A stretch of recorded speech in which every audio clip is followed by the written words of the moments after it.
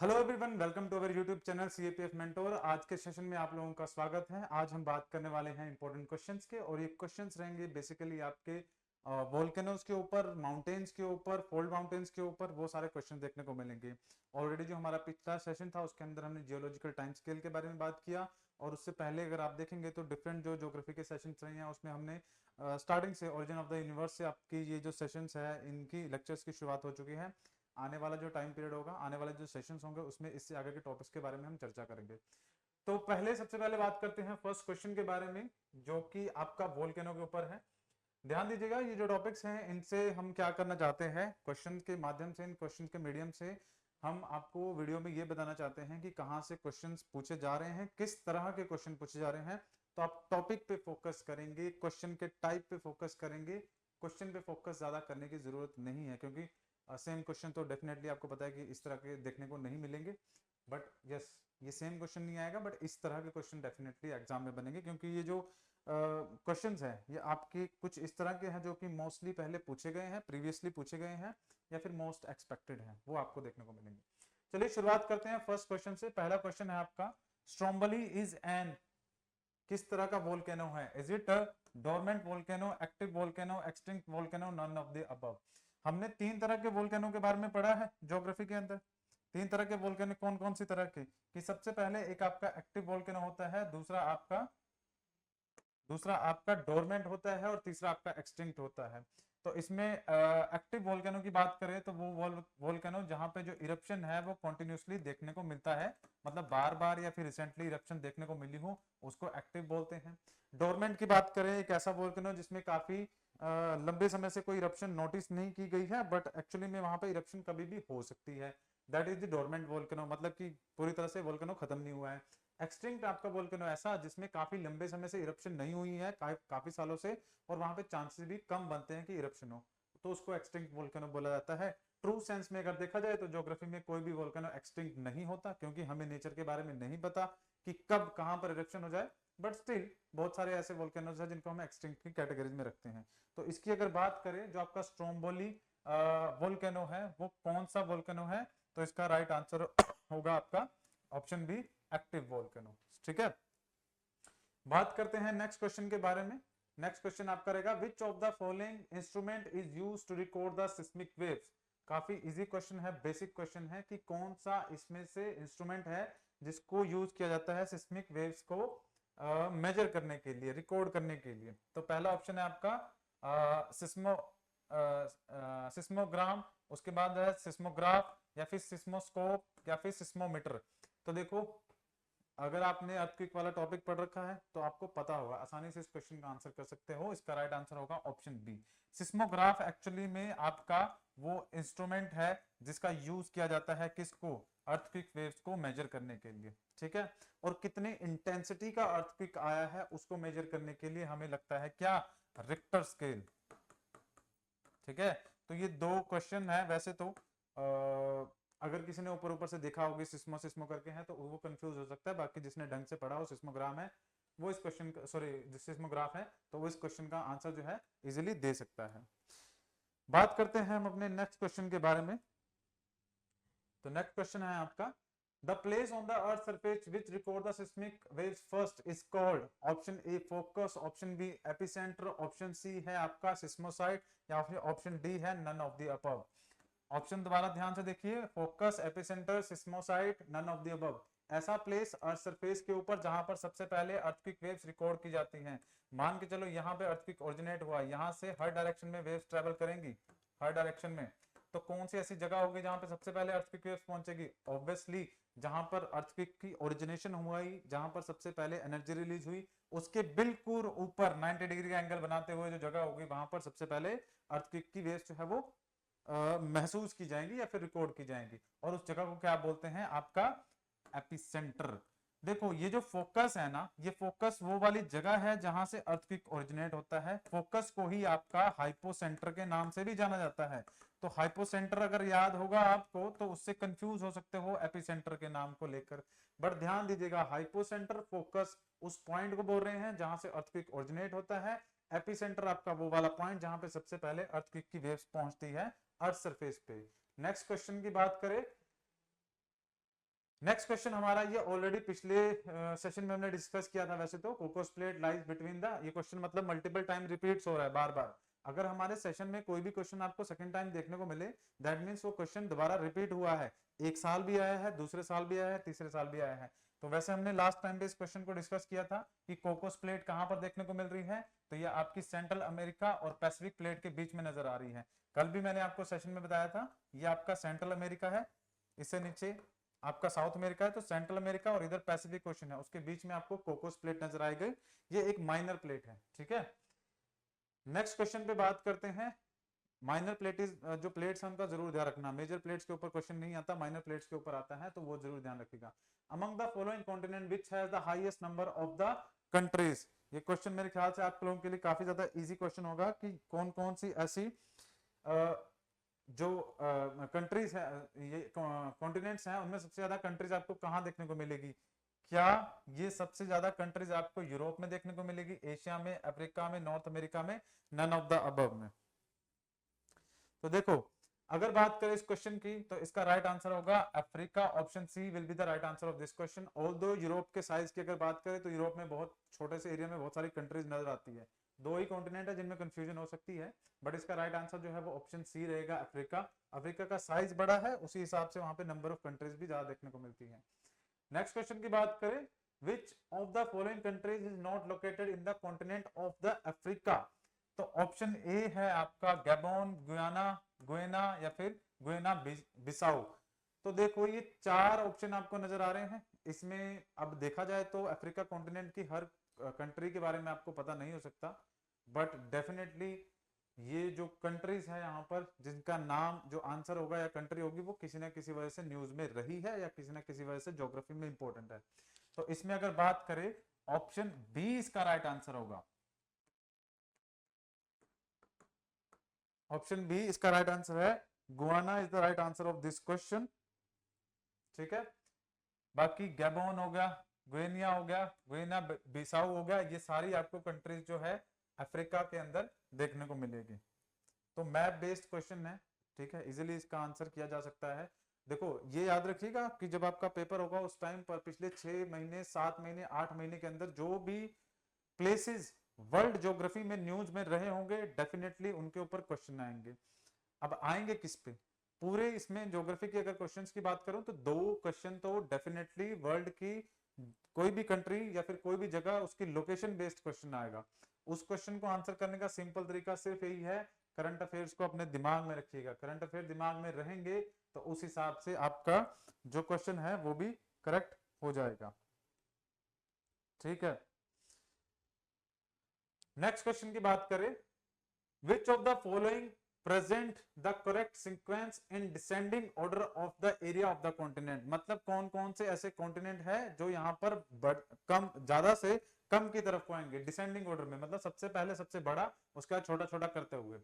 अब देखो ये क्वेश्चन वैसे देखा जाए तो बेसिक है, आसान है, कोई ज्यादा डिफिकल्ट नहीं है, बट कुछ कैंडिडेट्स के लिए, कुछ एस्पिरेंट्स के लिए मुश्किल हो सकता है। क्यों? अगर आप यहाँ पे देखो तो देखने में वर्ल्ड मैप की अगर मैं बात करूं ना, तो वर्ल्ड मैप देखने में आप क्या नोटिस करेंगे कि नॉर्थ अमेरिका बहुत बड़े साइज का नजर आता है, अफ्रीका बहुत बड़े साइज का नजर आता है, छोटा क्या नजर आता है, यहाँ पे यूरोप नजर आता है और एशिया छोटा देखने में लगता है। बट एक्चुअली में अगर आप साइज की बात करेंगे तो सबसे बड़ा जो साइज होगा वो एशिया का होगा, देन अफ्रीका होगा, फिर नॉर्थ अमेरिका होगा, फिर यूरोप होगा। तो राइट आंसर की अगर बात करें ऑप्शन ए रहेगा, Asia, Africa, north America and the Europe, ठीक है। कई बार जो चीजें नजर आती हैं जैसी वैसी होती नहीं है, तो साइज के हिसाब से देखा जाए तो इस तरह से आपका डिसेंडिंग ऑर्डर होगा। नेक्स्ट बात करते हैं, Darling range is situated along which of the following coast of the Australia, north eastern coast या फिर साउथ सदर्न कोस्ट या फिर ईस्टर्न कोस्ट या फिर साउथ वेस्टर्न कोस्ट। देखो हर कॉन्टिनेंट की, हर एक कॉन्टिनेंट की, अभी रिसेंटली याद कीजिएगा यूपीएससी ने सीडीएस के अंदर क्वेश्चन पूछ रखा था, अभी जो अप्रैल में आपका पेपर होता है उसके अंदर, उस अप्रैल के पेपर में क्वेश्चन पूछा गया था एक रिवर के ऊपर, और रिवर कौन सी, रिवर ऐसी जो कि सेकंड लॉन्गेस्ट या फिर सेकंड लार्जेस्ट रिवर है, यूरोप में फ्लो करती है, ठीक है, उसके ऊपर क्वेश्चन पूछा गया था। सबसे लार्जेस्ट की बात करते तो वो इजीली किसी को भी क्वेश्चन का आंसर पता होता, उस क्वेश्चन का आंसर भी खैर जिसने पढ़ रखा है यूरोप के बारे में, कॉन्टिनेंट्स के बारे में, उनको पता होगा। बट मेरे कहने का पॉइंट क्या है, पॉइंट ये है कि जब आप माउंटेन रेंजेस के बारे में पढ़ते हो, वर्ल्ड की रिवर्स के बारे में पढ़ते हो, वर्ल्ड के प्लेट्यूज के बारे में पढ़ते हो, या फिर वर्ल्ड के जो ग्रासलैंड्स हैं उनके बारे में पढ़ते हो, तो कम से कम हर एरिया का एक इंपॉर्टेंट माउंटेन रेंज, एक दो, कम से कम दो माउंटेन रेंजेस होगी जो किसी भी क्रम में आप उन्हें देख सकते हो, बड़े से छोटे के उसमें। सेम उसी तरह से आपकी माउंटेन रेंज होगी, रिवर्स होगी, ग्रासलैंड्स होंगे, ये सारे आपको याद रखने हैं, बस दो तक। आप तीन भी याद रखना चाहें तो रख सकते हैं, बट वो थोड़ा सा डिफिकल्ट हो जाएगा, बट कम से कम फर्स्ट और सेकंड तो आपको याद होना ही चाहिए।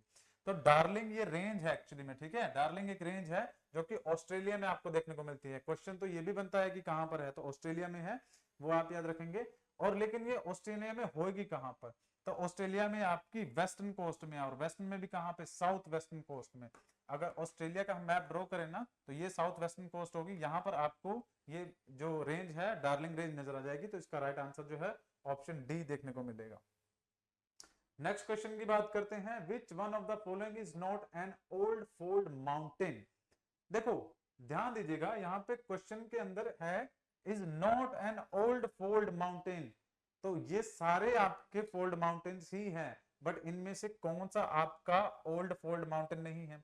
इसमें से अगर बात की जाए तो अरावली माउंटेन रेंज को आप इजीली क्या है यहां से निकाल सकते हैं। क्यों निकाल सकते हैं, हमें पता है इंडिया की इंडियन ज्योग्राफी जब हम पढ़ते हैं तो उसमें आपका ये अरावली माउंटेन सबसे ओल्डेस्ट लैंड एरिया में से या फिर ओल्डेस्ट फिजिकल फीचर्स में से एक आता है। बात करें इन सब की, यूराल माउंटेन्स, एंडीज और अपलेशियन, तो इनमें से अगर देखा जाए तो एंडीज माउंटेन रेंज जो है हम क्या जानते हैं, north America and this is south America, Rockies, Andes, तो एंडीज साउथ अमेरिका में देखने को मिलेंगे। और इनकी फॉर्मेशन एटलीस्ट ये जो हमारे पास चार ऑप्शन है उनमें से सबसे ज्यादा यंगेस्ट आपको नजर आएंगे ओल्ड फोल्ड माउंटेन्स। जब हम ओल्ड फोल्ड माउंटेन्स के बारे में पढ़ते हैं ना, तो हम इंडिया के अंदर हिमालयस का एग्जांपल लेते हैं, और वर्ल्ड की कंटेक्स्ट में अगर बात करें तो वहां पे रॉकीज और एंडीज का एग्जांपल लेते हैं। अगर यहाँ पे रॉकीज होता ना एंडीज की जगह, तो उस केस में भी रॉकीज राइट आंसर होता, बट यहाँ पे एंडीज है, तो एंडीज भी आपका क्या है, यंग फोल्ड माउंटेन्स में से आता है पूरे वर्ल्ड के कंटेक्स्ट में देखा जाए। तो ये जो चार माउंटेन रेंजेस है इसमें से सी राइट आंसर होगा, क्योंकि ये आपका यंग फोल्ड माउंटेन है, ना कि ओल्ड फोल्ड माउंटेन। नेक्स्ट बात करते हैं क्वेश्चन के बारे में, which one of the following pair is not correctly matched. तो यहां पर क्या है आपका, Kilimanjaro Africa, mount McKinley North America, Elbrus Asia, Aconcagua ये आपका साउथ अमेरिका। चार ऑप्शन यहां पर है। आप क्या करेंगे, इन सभी माउंटेन पीक्स को वर्ल्ड मैप पे जरूर लोकेट करेंगे, ठीक है। मैं आपको इस क्वेश्चन का राइट आंसर बता देता हूं, इसका राइट आंसर रहेगा सी, एल्ब्रुस एशिया। तो ये करेक्टली मैच नहीं है, बाकी सारे आपके किलिमंजारो अफ्रीका में, माउंट मैकिनली नॉर्थ अमेरिका में है, अकोनकागुआ ये आपका साउथ अमेरिका में देखने को मिल जाएगा, ठीक है। तो इस क्वेश्चन का जो राइट आंसर होगा सी होगा। वर्ल्ड की, ध्यान दीजिएगा, वर्ल्ड की जितने भी माउंटेन इंपॉर्टेंट माउंटेन पीक्स हैं वो सब आपको ध्यान में रखनी है। अब सब की बात करें तो सब पूरी वर्ल्ड की तो याद नहीं रहेगी, बट वो एटलीस्ट ध्यान में रखनी है जो फर्स्ट और सेकंड हाईएस्ट बनती है उस कॉन्टिनेंट की, या फिर वो जरूर याद रखनी है जो किसी ना किसी तरह से करंट अफेयर में रही है, ठीक है। तो आप इन क्वेश्चन को इजीली आंसर कर पाओगे। नेक्स्ट बात करते हैं, Pyrenees mountain range in separate, sorry is होगा यहाँ पे, mountain range is separate the countries. कौन कौन सी कंट्रीज की बात कर रहे हैं यहाँ पे, तो पहले की बात करें तो आपका स्पेन एंड फ्रांस है, दूसरे की बात करें स्पेन एंड पोर्चुगल है, तीसरे की अगर मैं बात करूं तो फ्रांस एंड जर्मनी है, और डी की बात करें तो जर्मनी एंड स्विट्जरलैंड है। तो इसमें जो राइट आंसर होगा वो आपका क्या होगा, option A, that is the Spain and France, ठीक है। पेरिनीज माउंटेन रेंज जो है एक्चुअली में यूरोप का अगर आप मैप देखेंगे तो आप नोटिस क्या करेंगे, यूरोप के मैप में कुछ इस, अगर मैं मेडिटेरेनियन सी की स्ट्रक्चर बनाऊं, यहाँ पे मेडिटेरेनियन सी आ गया, नीचे की तरफ को आपका अफ्रीका देखने को मिलता है, तो और ऊपर की तरफ को यहाँ पर आपके अलग अलग कंट्रीज, यहीं पे स्पेन है, उसके साथ ही फ्रांस है, फिर आपका जर्मनी आ जाएगा, तो यहीं पर आपका ये माउंटेन रेंज नजर आ जाती है पेरिनीज माउंटेन रेंज, जो कि अलग करती है स्पेन एंड फ्रांस को, ठीक। नेक्स्ट क्वेश्चन की बात करें, which of the following is a basic land forms. देखो ऑप्शन ए की बात करें वोल्केनिक लैंडफॉर्म, सॉरी वोल्केनिक कौन, दूसरे की बात करें residual mountain, monadnocks, erosional waterfall. Basic landform, question को समझने की कोशिश करो, ये बेसिक वाले का मतलब क्या है। बड़ा आसान क्वेश्चन है वैसे तो, अगर आपने पढ़ा होगा। यूपीएससी जो क्वेश्चन पूछती है ना, क्वेश्चन कई डिफिकल्ट भी होते हैं, कुछ आसान भी होते हैं, बट जो आसान भी होते हैं वो इतने आसान नहीं है कि आप उसको देख के पढ़ के समझ जाओ। बट यस, क्वेश्चन को अंडरस्टैंड कर लो तो आपको ऑप्शन भी ना पता हो ना, आंसर भी ना पता, तो भी आप उस क्वेश्चन का आंसर कर सकते हो। जैसे ये वाला क्वेश्चन, इसमें उन्होंने बोला कि विच of the following is a basic landform. Basic मतलब जो कि सबसे पहले बन रहा है, वो जो बेसिक है, मतलब उसमें किसी तरह का कोई चेंज नहीं आ रहे हैं, कोई डिफरेंस नहीं है, कुछ नया नहीं हो रहा, वेदरिंग इरोजन ये सब चीजें नहीं देखने को मिल रही, बेसिक है, जो बिल्कुल नया है, बिल्कुल बेसिक है। तो रेजिडुअल माउंटेन की अगर बात करें तो रेजिडुअल माउंटेन आपको पता है, जब वेदरिंग और इरोजन होता है उसके बाद ही जो बचा कुछ अवशेष रिलिक्ट रह जाता है उसी को रेजिडुअल माउंटेन बोलते हैं। मैनाडोक्स की अगर बात करें तो मैनाडोक्स क्या है, ये भी आपका इरोजनल एक्टिविटीज की वजह से बनता हुआ हमें नजर आ रहा है। उसके बाद अगर बात करें इरोजनल वाटरफॉल का, तो वाटरफॉल भी इरोजनल एक्टिविटी की वजह से हो रहा है, मतलब ऑलरेडी कोई स्ट्रक्चर नहीं है, उसके ऊपर कुछ इरोजनल और वेदरिंग एक्टिविटी पार्टिसिपेशन हो रहा है उनका, उसकी वजह से ये स्ट्रक्चर बन रहे हैं। लेकिन वोल्केनिक कौन जो है ना, ये आपका बेसिक लैंडफॉर्म है। क्यों? वोल्केनिक इरप्शन हुई उसके बाद जो वोल्केनिक कौन है वो सबसे पहली फॉर्मेशन देखने को मिलती है, तो ये आपका बेसिक लैंडफॉर्म हुआ। इस क्वेश्चन का आंसर आप बिल्कुल आसानी से कर सकते हैं। बात करें telegraphic plateau is a part of, देखो चार ऑप्शन यहां पे नजर आ जाएंगे आपको। ऑप्शन ए की बात करें, ऑप्शन ए की बात करें नॉर्थ अटलांटिक रीज, ऑप्शन बी की बात करें साउथ अटलांटिक रीज, ऑप्शन सी की बात करें इंडियन ओशन रीज, या फिर ऑप्शन डी की बात करें none of the above. Telegraphic plateau की अगर मैं बात करूं तो ये आपको ये किसका पार्ट है, क्वेश्चन हमसे ये पूछा जा रहा है। तो इसमें ऑप्शन है north Atlantic, south Atlantic, Indian ocean, या फिर आपका नन ऑफ दिस। इसकी अगर बात करें तो ये राइट आंसर होगा ऑप्शन ए नॉर्थ अटलांटिक रीज। हमने क्या पढ़ा है अटलांटिक रीज के बारे में, हमने क्या पढ़ा है, मिड अटलांटिक रीज इस चीज के लिए फेमस है ना अटलांटिक ओशन। तो वो जो मिड अटलांटिक रिज है उन्हीं में आपका ये टेलीग्राफिक प्लेट्यू जो है देखने को मिलेगा नॉर्थ अटलांटिक में, उसी को मतलब उस प्लेट्यू का नाम टेलीग्राफिक प्लेट्यू है। तो इसका राइट आंसर रहेगा नॉर्थ अटलांटिक रिज। नेक्स्ट बात करते हैं out of the following which combination is incorrect. हमने अभी क्वेश्चन पढ़ा ना, देखो इसके ऊपर दोबारा क्वेश्चन पूछा गया है। Telegraphic plateau, Indian Ocean, Cocos ridge, Pacific Ocean, Walvis ridge, Atlantic Ocean, Agulhas basin, या आपकी इंडियन ओशन। तो हमने क्या पढ़ा अभी अभी जो पिछला क्वेश्चन था हमने पढ़ा कि टेलीग्राफिक प्लेट्यू जो है, सॉरी टेलीग्राफ जो प्लेट्यू है ये कहां पर है, अटलांटिक ओशन में है, और अटलांटिक ओशन में भी नदर्न साइड में है। तो ये कॉम्बिनेशन बिल्कुल करेक्ट नहीं है। इस क्वेश्चन का राइट आंसर ऑप्शन ए देखने को मिल जाएगा। एक ही प्लेट्यू के ऊपर दो क्वेश्चन पूछे गए हैं। नेक्स्ट बात करें which of the following landform is found in the karst region. Karst region की बात करें तो कास्ट रीजन होता क्या है, एक ऐसा रीजन जो कि बना हुआ है, एक ऐसी जमीन जो कि बनी हुई है सैंडस्टोन से, लाइमस्टोन से। अब ये लाइमस्टोन एंड सैंडस्टोन क्या होते हैं, इजिली सोल्यूबल होते हैं, आसानी से मिल जाते हैं किसके अंदर, पानी के अंदर। और पानी के अंदर मिलने की वजह से अगर जमीन आपकी ऐसी है स्टार्टिंग में तो बारिश होगी, बारिश होने की वजह से जमीन इस तरह से आपको नजर आएगी, ऊपर नीचे ऊपर नीचे, उसको बोलते हैं कास्ट रीजन, या फिर उसको ही बोला जाता है बैडलैंड टोपोग्राफी। ठीक है, इंडिया में भी आपको देखने को मिलती है, चंबल रेवाइंस जो है वो आपको देखने को मिलते हैं। कास्ट रीजन एक्चुअली में ये कास्ट एक जगह का नाम है, वहां से ये नाम जो है जो टोपोग्राफी या फिर कास्ट रीजन ज्योग्राफी के अंदर वर्ड लिया गया है। तो इसके अंदर क्या है, which of the following landform is found in the karst. तो देखो pot holes, sink holes, blow holes, playa. Pot holes, blow holes, playa, ये आपके अलग अलग लैंडफॉर्म्स हैं, और ये आपको देखने को मिल जाएंगे कहां पर, जो कोस्टल एरिया है वहां पर जो वेव्स है, सी वेव्स है, वो इन लैंडफॉर्म्स की फॉर्मेशन करता है। बट ये जो सिंक होल है ना, सिंक होल एक्चुअली में क्या होता है, शायद आप लोगों ने भी देखा होगा कि जब कभी एक जमीन का, मतलब एक जमीन का परत है, लेयर है, वो एकदम से बहुत सारे डिप्रेशन हो जाता है। डिप्रेशन द सेंस ये सिंगल लेयर है, बाद में क्या होगा, बारिश की वजह से किसी वजह से इस जमीन का काफी सारा हिस्सा नीचे दब जाएगा, धस जाएगा, तो ये होल बन जाता है, सिंक कर गया, इसी को सिंक होल बोला जाता है।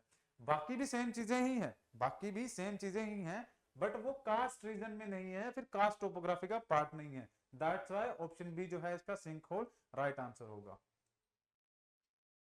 यस तो आज के सेशन के अंदर हमने ये सारे क्वेश्चन डिस्कस किए हैं, 15 क्वेश्चन है। यहाँ पे ध्यान देने वाली चीज क्या है, क्वेश्चन कहां से पूछे जा रहे हैं, लैंड फॉर्म से। क्वेश्चन किस तरह के पूछे जा रहे हैं वो आपने ध्यान देना है। माउंटेन्स, वो भी लैंड फॉर्म वाला पार्ट ही है, वहां पे कहां से क्वेश्चन पूछे जा रहे हैं वो ध्यान देना है। चैनल पे पहली बार आए हैं तो चैनल को जरूर सब्सक्राइब कीजिएगा, क्योंकि यहाँ पर आपको हर दिन, जब तक आपका पेपर नहीं आएगा सीपीएफ का, हर दिन आपको वीडियोस देखने को मिलेगी। और वो जो वीडियोस है उसके अंदर हम डेली 15 से 20 क्वेश्चन कवर करने की कोशिश करेंगे। आने वाले टाइम के अंदर पेपर 2 की भी सिलेबस आपके साथ, सॉरी पेपर 2 की भी जो वीडियोस है वो आपको देखने को मिलेगी। टॉपिक डिस्कशन किए जाएंगे, वो वीडियो बहुत जल्द आने वाली है, जिसके अंदर मैं आपको पेपर 2 के सारे इंपॉर्टेंट जो टॉपिक है उनके ऊपर 2-3 सेशन करेंगे, ठीक है। एटलीस्ट आप उन टॉपिक्स के ऊपर अगर प्रिपेयर करके चले जाएंगे तो पॉसिबिलिटी है कि वो जो 2-3 वीडियोस आपके आएंगे उनमें से 1, 2 या 3 टॉपिक आपको पेपर के अंदर देखने को मिल जाए, ठीक है, क्योंकि सबसे इंपॉर्टेंट टॉपिक डिस्कस करेंगे हम उन वीडियोस के अंदर। तो चैनल पे पहली बार आए हैं तो चैनल को जरूर सब्सक्राइब कीजिएगा, बेल आइकन प्रेस कीजिएगा, वीडियो को ज्यादा से ज्यादा शेयर कीजिएगा। कोई डाउट है, किस तरह का सजेशन है, आप कमेंट सेक्शन में बता सकते हैं। अगली बार मिलेंगे नए सेशन में, तब तक के लिए आप लोगों का धन्यवाद।